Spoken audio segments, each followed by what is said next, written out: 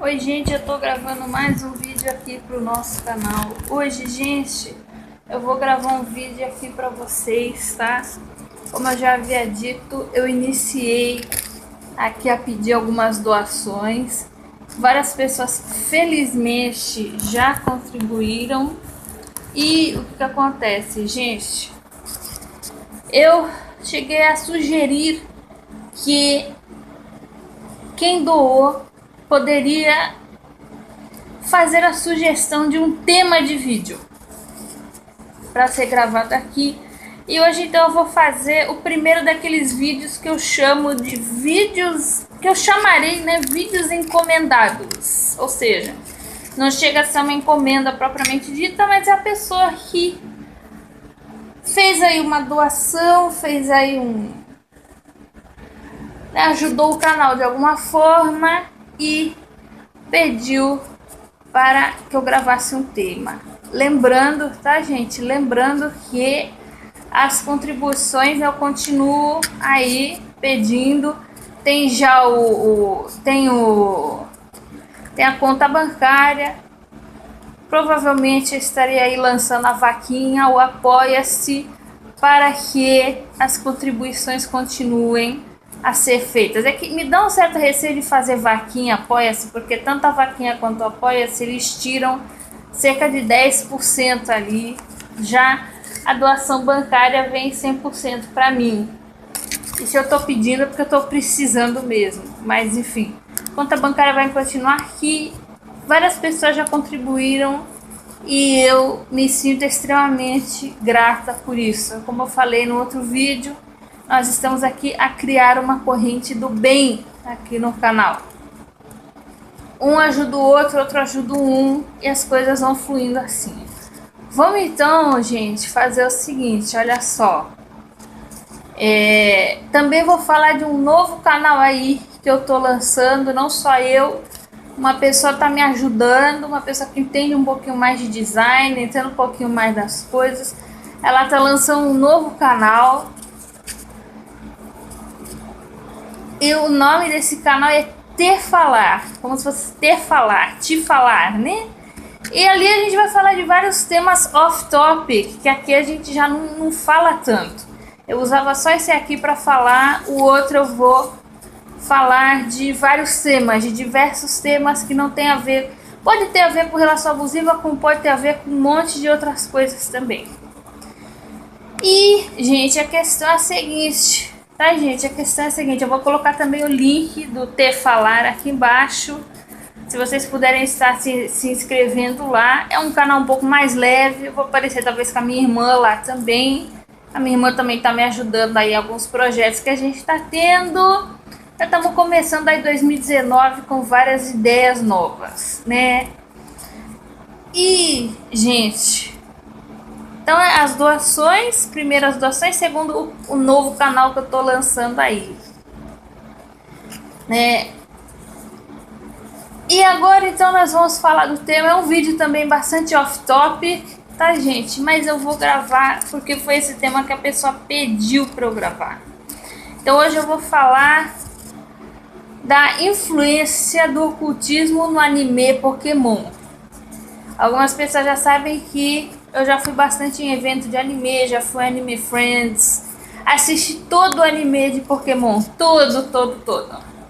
Desde 99, ó, vai completar 20 anos esse ano, hein? Desde 99 até aqui. E eu vi todas as temporadas, eu só tô terminando agora de ver os OVAs, que, né, são os filminhos, né? São um pouco maiores e com temas um pouco mais profundos. É Original Video Animation. E o que acontece aqui, gente? Eu fiz até um roteirinho, anotei aqui. Eu não costumo fazer roteiro de nada, eu vou falando o que vem na cabeça e tal, porque é muita coisa pra falar. Pokémon, gente, é um anime, pode parecer a mó bobagem. O pessoal tá achando que Pokémon é só mais um desenho japonês no meio de um monte de outros. Eu não vou dizer que seja tão diferente assim, porque o oriental ele tem outra cabeça, né? A nossa cabeça é uma, a cabeça oriental é outra, por isso que produção de oriental é bem diferente da nossa, porque a cabeça deles é bem diferente. Então, Pokémon é um anime, não é só um anime. Tem um mangá também, o mangá é o gibizinho, né? Pra quem não conhece, aliás. Tem o anime, tem o mangá. E tem também o joguinho, o game, se eu não me engano. Eu não sei se a primeira versão foi para Game Boy da Nintendo. A Nintendo é a mesma empresa que lançou o Mario Bros. Mario Bros, quem é da minha geração, ou um pouquinho mais velho, ou quem sabe até um pouquinho mais novo. Mas é o pessoal 25 mais. A Nintendo lançou o Mario Bros. Mario Bros é aquele joguinho, lembra? De pular, pegar lá na caixinha, pegar o cogumelinho verde, que era a vida a mais e tal. Vocês lembram do joguinho do Mario Bros? Então, tinha o joguinho do Mario Bros. E, gente, houve também o anime. O Pokémon é um negócio que eles lançaram tudo que foi coisa. Eles lançaram bonequinho, eles lançaram joguinho e eles lançaram mangá e anime. Se eu não me engano, o joguinho de Pokémon é de entre 96 e 97. Para fazer propaganda do joguinho, lançaram também o mangá e o anime. É muita crítica, como tudo que é famoso, toda pessoa que é famosa, vão fazer altas críticas e muito frequentes. Houve um episódio de Pokémon que foi proibido porque havia um certo jogo de luzes que fazia com que as crianças epiléticas tivessem ataques epiléticos. Claro que não era toda criança, mas as que tinham tendência acabaram por ter ataques epiléticos. Esse episódio foi banido. Houve uma série de outros episódios que foram banidos também. E assim, como é que eu posso dizer pra vocês? Apesar disso, eu considero a franquia Pokémon um estrondoso sucesso. E eu considero que é muito mais do que um simples anime shonen. Se bem que o Pokémon não chega a ser tão shonen assim. O shonen é um anime voltado para rapazes jovens.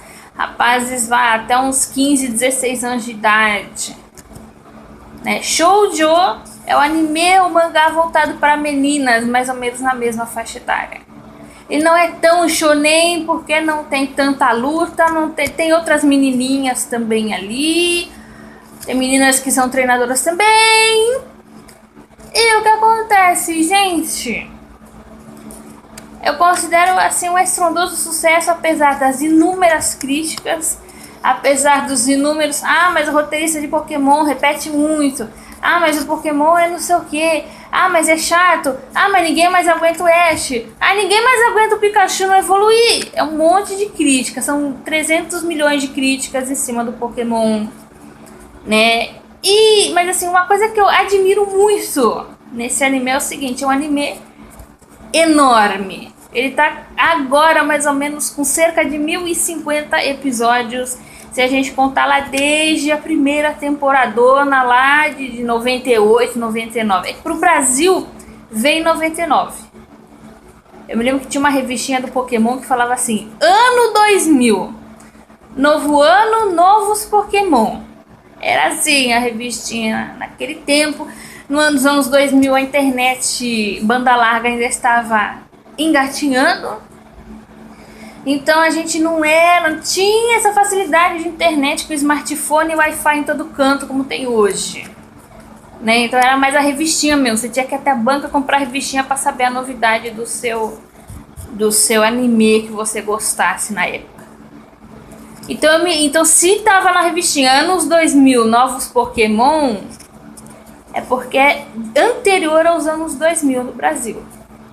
Se eu não me engano é de 99 que veio pro Brasil, e foi a maior febre, né? Porque como era um monte de Pokémons, para lançar bonequinho, para lançar Tazo, o pessoal da minha época vai lembrar dos Tazo também, que vinha dentro do salgadinho. Tudo isso teve no Pokémon. Mas assim, apesar de todos os erros, todo mundo fala mal, que a evolução foi ruim, que o traço tá ruim, que não sei o que tá ruim e tal. É um anime enorme. E eu me surpreendo grandemente com a disciplina de quem faz as temporadas desse anime.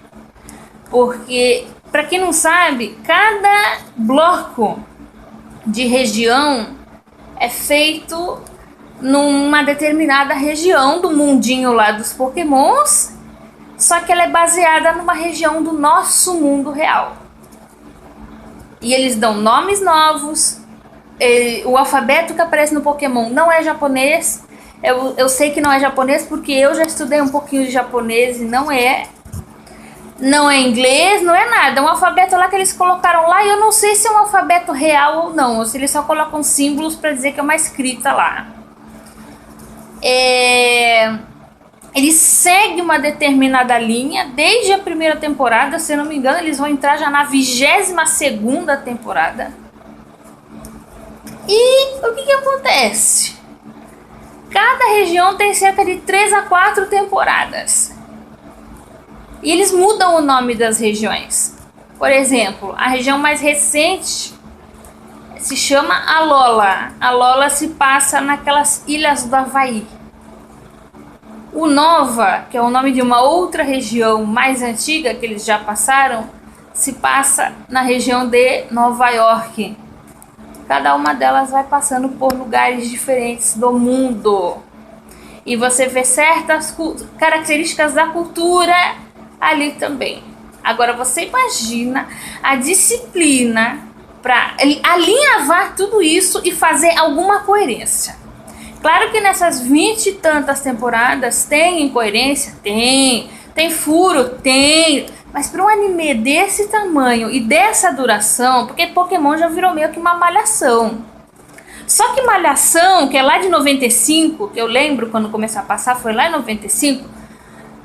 Malhação não seguiu uma linha só. Primeiro era academia, depois virou shopping, depois virou escola. Hoje eu não sei o que é, porque Malhação eu nunca vi da minha vida. Quer dizer, tá há 24 anos passando direto Malhação, mas não segue uma linha só. Pokémon segue uma linha só com o mesmo protagonista desde lá no Japão, 97 mais ou menos. Que no Brasil começou a passar em 99. Mais de 20 anos tendo que seguir a mesma linha. E trocam os personagens principais, trocam os companheiros ali do Ash. Só não muda o Ash e o Pikachu, não muda nunca. O resto muda tudo. Os Pokémons de região mudam, os amiguinhos do Ash mudam. Então eu admiro grandemente a disciplina. E a cada temporada nova eles lançam um OVA novo, que é esse Original Video Animation. A cada temporada nova eles lançam um filminho novo. Pra vocês terem uma ideia, um outro anime que eu acompanhei ao longo da minha vida é Saint Seiya, que no Brasil foi conhecido como Cavaleiros do Zodíaco. O pessoal da minha geração também se marcou grandemente por esse anime. Apesar de eu ter sido muito fã de Cavaleiros do Zodíaco quando eu era criança e adolescente, hoje eu reconheço que o roteiro cheio de furos, a disciplina zero, porque assim, houve partes lançadas no mangá que só foram lançadas no anime anos depois. O pessoal que é da minha geração vai lembrar a ansiedade que a gente teve para lançarem a saga de Hades em OVAs. Alguns OVAs só foram lançados em 2007, quando o mangá era de 89. Não havia muita coerência, não havia, tipo, um negócio que fazia sentido na primeira temporada, na última não faz mais. E é muito mais curto. Aí você vê os side stories de Saint Seiya, por exemplo, os spin-off de Saint Seiya, por exemplo, Soul of Gold, que mais? Enfim, Lost Canvas, que mais? Next Generation, Episódio G. Tem uns que estão incompletos. Ômega, que é uma coisa horrorosa. Não tem disciplina, não acaba. Tipo, não é aquela disciplina de, olha, todo ano nós vamos lançar um negócio novo. Não. Lança, aí não termina, aí começa a lançar outro, aí não termina, aí lança outro, aí lança um mangá, dali 15 anos eles vão animar. É um inferno você acompanhar Saint Seiya. E Saint Seiya é muito mais curto. A série original que Saint Seiya tinha o quê? 114 episódios. Pokémon tem 1052, mais ou menos. E continua. E um OVA para cada temporada. E um OVA para cada ano. Saint Seiya, eles pararam lá em 88 de animar, voltaram em 2001, 2002 com a saga de Hades, que já estava no mangá. Aí depois veio esses negócios, Lost Canvas, tudo pra nova geração, porque a geração dos anos 80 era outra, né? Lost Canvas, Next Generation, episódio G, Ômega o pessoal das antigas odiou, detestou. E é muito difícil acompanhar, porque o pessoal ficava reclamando, falando, gente, o pessoal já acompanha aí há mais de 20 anos no Brasil, no Japão é mais de 30, porque Saint Seiya começou a ser lançado em 86, o meu ano de nascimento. O negócio começou a ser lançado no meu ano de nascimento e até hoje não tiveram uma disciplina necessária para dar um fim pro anime, e é cheio de furos. É 1/10 da duração do Pokémon e é lotado de furos. O que salva no Saint Seiya? O apelo da amizade, o apelo emocional, que é um apelo fortíssimo, e aquela coisa da nostalgia. Marcou minha infância, nos 90 eu saía correndo da escola para assistir. Tirando isso, Saint Seiya é um anime que perde muito, tanto em qualidade quanto em disciplina pro Pokémon. Mas vamos voltar aqui, senão eu me perco pra caramba. Eu admiro grandemente. Eu não sei se outros animes têm a mesma disciplina do Pokémon. Quem faz, quem desenha, quem faz roteiro. Tem um detalhe aqui também que eu queria falar pra vocês. Tem outros animes que são muito longos também, tipo One Piece. Mas eu nunca assisti One Piece, então eu não posso dar pitaco aqui e dizer se a disciplina é a mesma ou se é diferente. Outro detalhe. O mangá do Pokémon é totalmente diferente do anime. Então eles criaram duas histórias completamente diferentes. Então quando você acha que já acabou tudo, que você já entendeu tudo desse universo, tem mais e mais e mais camadas para você tirar. Então não é um anime tão simplesinho assim. Apesar de ser um anime que não tem sangue, apesar de ser um anime que não tem cenas de sexo, não tem nada. O mais perto de cena de casal que tem é o Brock cantando a enfermeira Joy, mas enfim. Aí vamos pra parte do ocultismo. Nessa parte os evangélicos aceitaram. Eu sei que tem evangélico que vê aqui o canal, mas tem evangélico que é extremamente ferrenho, que fala assim, não ponha seus filhos pra ver Pokémon porque é do demônio. Como eu não considero que tem demônio, eu não acredito em demônio, mas tem elementos místicos e tem elementos, sim, que um evangélico mais raiz não considera corretos. Então, nisso os evangélicos acertaram, né? Um dos elementos que aparece muito e aparece nos Pokémons também. A espiral no ocultismo, ela representa muito a expansão. A espiral, ela representa também o próprio chakra. Ele é uma espiral que sempre roda, apesar da gente não ver. E, em último caso, representa assim, o próprio universo. Que o universo, depois que houve o Big Bang, ele não vai se expandindo. E tem expansão até hoje. É a mesma coisa. Tem muita espiral. Tem alguns Pokémons que ele tem espiral desenhado neles. Tinha um Pokémon que era o... Como é que é o nome dele? O Chimchar. Ele fazia uma espiral de fogo assim no chão antes de ele atacar. E o Chimchar, ele tinha uma história meio triste, porque ele foi abandonado pelo primeiro treinador. O primeiro treinador dele era um escroto e tal. Mas esse é papo para outro vídeo, senão fica muito longo. Tem o raio do Pikachu. O Ash tem 2 raios aqui na bochecha. Então não é totalmente coisa da nossa cabeça, não. Não foram colocados ali à toa esses elementos. O raio, o fato de o Pokémon principal e o personagem principal ter o raio como símbolo, não é à toa. Não imaginem que é à toa. Também no Pokémon é o seguinte, no Pokémon não tem igrejas, no Pokémon não tem a visão judaico-cristã de espiritualidade, mas também não é totalmente isento de espiritualidade. Tanto não é que em alguns episódios, em alguns ovas também, nós achamos o conceito de templo. Tem treinadores que fazem orações, tem treinadores que se conectam com os pokémons, e tem pokémons, principalmente os lendários, que são chamados de deuses. Então eu me atrevo a dizer que Pokémon é um anime politeísta que endossa o politeísmo. E você não vê a ideia de um deus único como é a ideia do deus judaico-cristão. Né? Então é um anime sim que tem endosso ao politeísmo. Não é, mostra um ritual de magia no Pokémon? Não mostra. Mas mostra sim. O pessoal tem Pokémons que são, principalmente os Pokémons principais lendários de cada região, eles são chamados até mesmo de deuses. Eu já assisti Pokémon em japonês, o termo usado é Kami. Kami é deus ou divino. O japonês já não tem tanta coisa com isso, porque o Japão não é majoritariamente cristão. Num país como o Brasil, isso choca um pouco mais, porque a maioria ainda é cristão.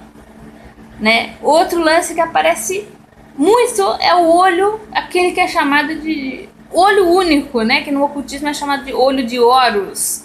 O olho que tudo vê. No símbolo da pirâmide da maçonaria também tem ali em cima o olho de Horus. Em muito lugar eles falam, né, que a Lady Gaga faz o olho de Horus, não sei o que faz o olho de Horus. Então, no Pokémon também tem, tá, gente? Tem Pokémons que tem um olho só. Tem Pokémons psíquicos que tem um olho só. Né? Então, tem a questão do único olho também. Seria uma possível referência, não estou afirmando com todas as letras, porque eu não conheço muito bem, ao olho de Horus. Que significa, também remete muito à glândula pineal, que é uma glândula que se fala no misticismo, que ligaria o corpo à espiritualidade, né? Os Pokémons psíquicos também, que é um negócio. Por que haveria seres psíquicos? Por que não poderia simplesmente... é terra, água, fogo e ar e acabou? Não, tem os psíquicos também, que eles conseguem ler mentes, eles conseguem hipnotizar, eles conseguem... Então isso por si só também já é uma referência ao ocultismo. Tem também em alguns episódios referência à troca de corpos. A troca de corpos eu não posso dizer aqui para vocês se existe ou não, mas há textos antigos e tradições antigas de que havia certos magos e certos magistas que conseguiam trocar de corpos. Referência à troca de corpos também aparece na Chica da Silva, que foi uma das únicas novelas que eu assisti na vida, que eu gostei muito de ver. Que a Dona Bem-vinda, que era a bruxa da novela, tentou trocar de corpo com uma menina recém-nascida, porque ela estava a morrer, já era uma senhora muito idosa, estava a morrer. Só que aí ela acaba entrando dentro de uma cabra. Não seria tão simples assim essa tal troca de corpos, mas no Pokémon eles fazem referência à troca de corpos, sim. Mas Sara, pode ser uma bobeira, pode ser uma coincidência, pode. Mas quem já estudou um pouquinho mais de ocultismo, de bruxaria e sabe dessas tradições de que acreditava-se que antigamente havia magos e bruxos que conseguiam trocar de corpos, o cara não ia... O cara num anime tão cheio de elementos místicos não ia botar isso à toa. Assim como ele não ia botar o raio à toa no Pikachu e no Ash. Assim como ele não ia botar espiral à toa. Assim, entendeu? É muita coisa junta pra você olhar e pensar, não, é tudo coincidência, né? Também tem uma referência no OVA, se eu não me engano, do Celebi. O Celebi é um Pokémon bem maluquinho lá, né? Porque ele traz a floresta, ele levita, ele vive nas florestas, ele levita, ele domina viagens no tempo, ele domina passagens entre as dimensões. É Pokémon, o que tem de viagem no tempo, o que tem de Pokémon dominando... ir para uma dimensão voltada a outra, é um monte disso. Então, não, que nem eu falei, não é um shonen tão simplesinho assim. Não é um anime shonen tão simplesinho assim. Tem coisas muito complicadas ali no meio que a gente nem sabe quantas são. E tem uma referência que eles entram dentro de uma árvore e começam a ir para cima. Isso para mim me lembra muito a viagem xamânica, porque a viagem xamânica a gente faz com tambor. E a gente tem que se imaginar entrando dentro de uma árvore. E a gente pode ir ou para baixo através das raízes da árvore ou para cima. Aí a gente pode conversar com o nosso animal de poder, pode conversar com... Enfim, essa questão do animal de poder também é muito semelhante à questão dos Pokémon. Alguns se parecem muito com animais, embora outros não. Tem uns que parecem robô, tem uns que parecem com gente, tem uns que parecem que são humanoides. Mas isso parecia muito com a viagem xamânica. Eles estão indo para cima, que no caso era o mundo superior. Também a questão do Ash. Se bem que dizem que no mangá tem outros protagonistas, né? Mas no anime é majoritariamente o Ash. O Ash, ele vive ali o que a gente chama de jornada do herói. E a jornada do herói é muito presente também no tarô. Também já vi tarô em outros animes, por exemplo, Saint Seiya Cavaleiros do Zodíaco, que eu já falei aqui. Tem um determinado golpe que aparecem as cartas do tarô. Saint Seiya também é cheio de misticismo, mas foi muito mal trabalhado. Isso eu vou falar em outro vídeo, que esse vídeo é do Pokémon. O Ash, ele passa muito pela jornada do herói. E quem vê Pokémon sabe que não é uma jornada simplesinha. Ele perde muitas batalhas. Inclusive o pessoal olha e fala assim, pô, toda batalha nas primeiras regiões era aquilo, coletar as insígnias para conseguir ir para as ligas, né? Tinha a liga do ginásio de Kanto, a liga da região de Kanto, a liga da região de Hoenn, a liga da região de Sinnoh, e aí vai indo para cada uma das ligas. O único que não tem liga até agora é a Lola. Ele não ganha nenhuma liga, em algumas ele chega até na semifinal, mas ele não passa. Então é uma mensagem que a gente tem que aprender a lidar com frustração. Então não é, ele ganha tudo, né? Já no Saint Seiya, Cavaleiros do Zodíaco, tipo, eles sempre ganham. Tá quase perdendo, tá quase morrendo. E Saint Seiya tem sangue pra dedéu, tem violência pra dedéu, que no Pokémon não tem uma gota de sangue, né? Por isso que Saint Seiya é um pouquinho mais o shonen mais clássico, porque tem muito sangue, tem muita violência, tem até às vezes mutilação, mas o argumento não é tão bem elaborado. Eles ganham sempre. Ninguém nunca ganha deles. E os heróis, quando eles morrem, tem às vezes numa outra temporada lá que eles ressuscitam. Uma vez me falaram que morrer no Saint Seiya é tirar férias, né? Enfim, porque daqui a pouco tá voltando, ressuscita os caras, ressuscita todo mundo. É um negócio esquisito. Já no Pokémon não, quando você perde, você tem que amargar a vitória. A derrota e aprender com ela. Um menino de 10 anos de idade. Parece meio incoerente, né? Um menino de 10 anos de idade sair pelo mundo, viajando o mundo inteiro, com outras criançadas também, porque o mais velho ali é o Brock deve ter no máximo uns 16 anos. Todo mundo criançada, ninguém frequenta escola, só em Alola que eles estão agora frequentando escola. E também, o que acontece? Ninguém é assaltado, os vilões são a equipe Rocket, que são os vilões risíveis, são os vilões que são alívio cômico, mas também tem os vilões um pouquinho mais pesados, que tem uma temporada lá que tem a equipe Arco, a equipe Magma, que são vilões um pouquinho mais pesados. E mesmo dentro da equipe Rocket tem aqueles vilões mais sérios. Tem esquemas mais sérios de corrupção. A Jessie, o James e o Meow é moleza. É alívio cômico. Eles são um pouquinho ali maliciosos, mas não chega a ser aquele vilãozão. Lembra muito aqueles vilão de tipo... vilãozinho. Não é um vilão pesado, nem super, hiper, ultra, mega bem construído. Não, é um vilão tranquilo ali. Né? Mas lembra muito a questão da jornada do herói. Tudo que o Ash passa. Lembra muito a jornada do herói. Também tem uma Pokémon que ela é majoritariamente fêmea, embora todos os Pokémons tenham fêmea e macho. Eu não sei se são todos, tá? Aqueles de máquina, aqueles de robô, não sei se eles são sem gênero definido. Mas tem uma que ela é humanoide, que ela é de Unova, se eu não me engano. E o nome dela é Gothorita, em inglês, né? Porque tem o inglês e tem o japonês. Você vê o trabalho que eles tiveram de mudar do inglês para o japonês, para outros idiomas, eu não sei se eles mudaram também. A Gothorita é uma Pokémona, se é que a gente pode falar assim, que ela é um pouquinho intrigante, porque em Alola também tem bastante misticismo, e tem algumas lendas lá de que ela precisaria ir para o templo tal como uma humana e fazer uma determinada oração para um desses Pokémons lendários que eram tidos como deuses. A Gothorita, o nome Gothorita seria Senhorita Gótica. Por quê? Porque ela veste preto, ela tem cabelinho preto. Aquela moda gótica, subcultura gótica que existiu, ainda existe, mas foi muito mais popular nos anos 80, né? Que era uma subdivisão do punk lá. E o que acontece?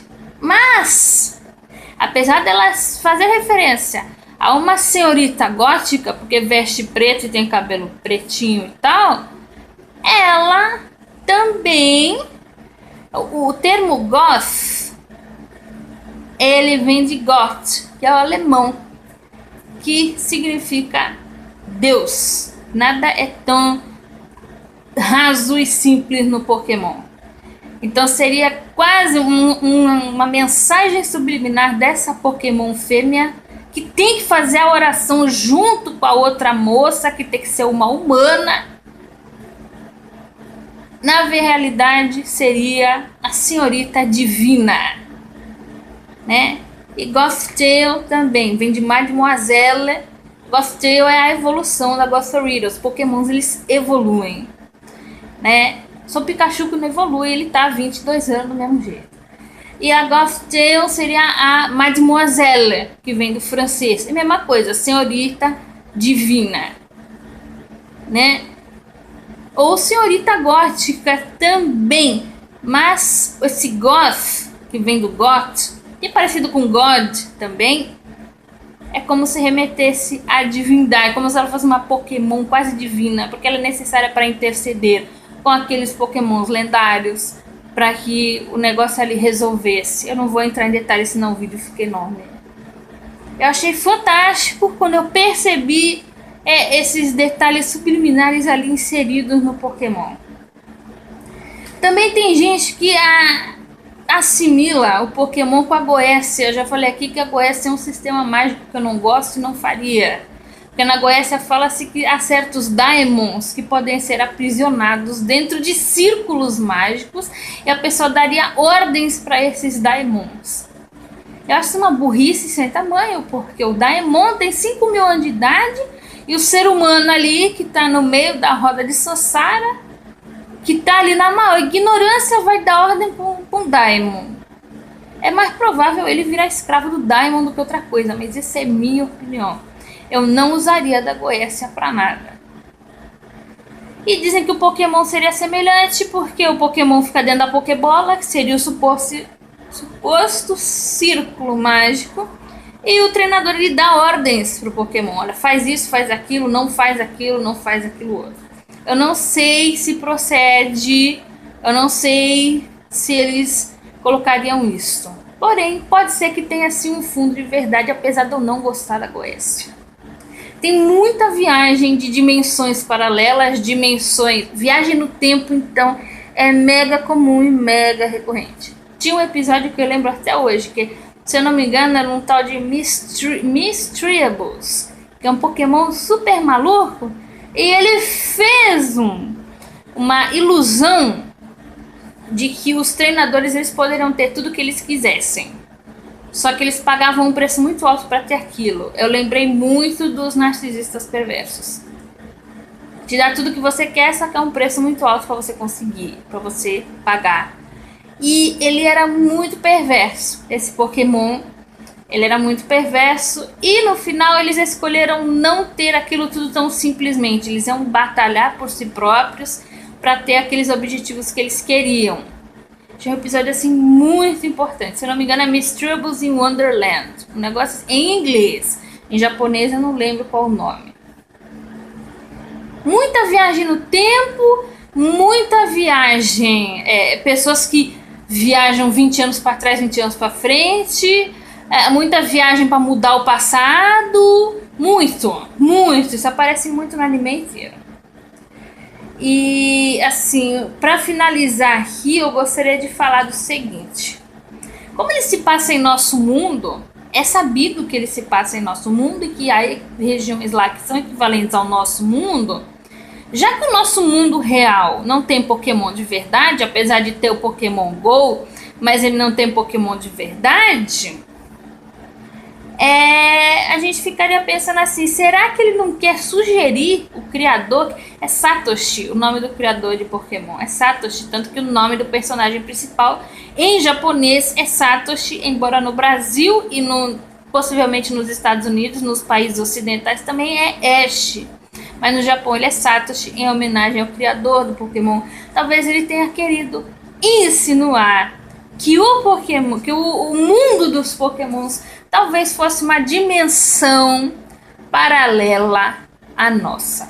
Eu não posso dizer com toda certeza, mas já que eles colocam um monte de dimensão paralela, já que eles colocam um monte de coisas ali, quem sabe o Pokémon também não seja um mundo que possivelmente seria uma dimensão paralela à nossa. E, gente, tem mais um detalhe aqui antes de eu terminar também. Havia certos templos no Pokémon que eram extremamente semelhantes às zigurates da antiga Suméria. E tinha que subir vários degraus, parecia uma pirâmide, mas não era bem pirâmide retinha que nem a egípcia. Você tinha que subir e lá em cima de tudo você tinha lá o santuário lá com as coisas para fazer as coisas. No Pokémon também tem alguns que eles sobem, só lá em cima que vai haver a batalha Pokémon e lá eles fazem algumas orações, algumas coisas. É muito semelhante à prática de adoração dos antigos sumérios. Tudo isso é muito subliminar, tudo isso não é super na cara que eles põem. Tem também o conceito de mega evolução lá pra frente. Quando eles vão mega evoluir os Pokémons, aparece um negócio que parece uma cadeia de DNA. É um negócio de louco. E no Pokémon tem muitos desses meandros, tá, gente? E o que acontece, gente? Né?